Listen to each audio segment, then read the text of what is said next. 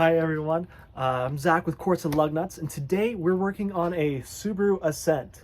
This should cover model years from 2019 to present, present being 2024. We'll go ahead and show you how to do an oil change today. Tools needed to complete this job are our torque wrench, a ratchet, a 14mm socket, an oil filter removal tool, a new oil filter, as well as 4.8 quarts of OW20.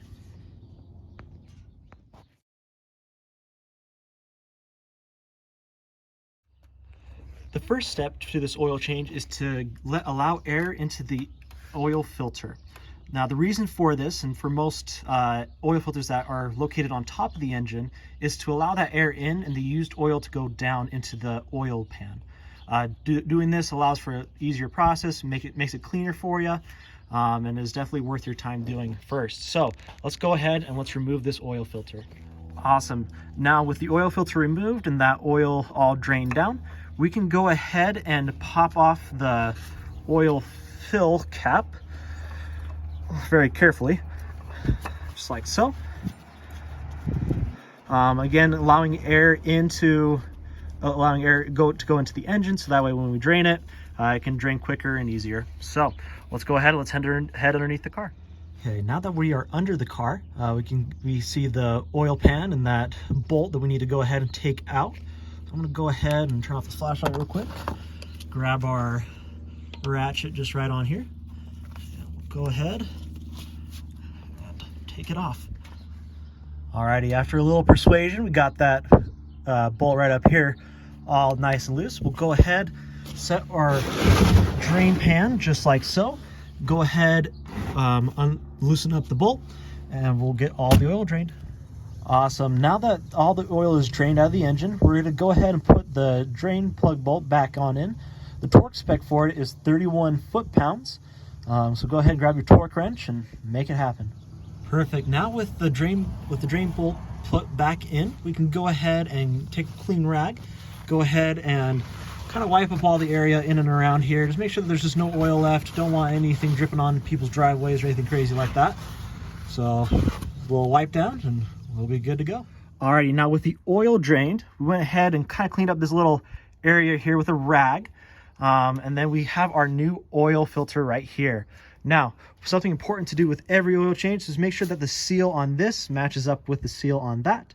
We went ahead, double checked, made sure that that was all okay. I'm just gonna go ahead and grab a little bit of oil, kind of oil up this O-ring here and make sure that it comes off easy next time, and go ahead and slap it on.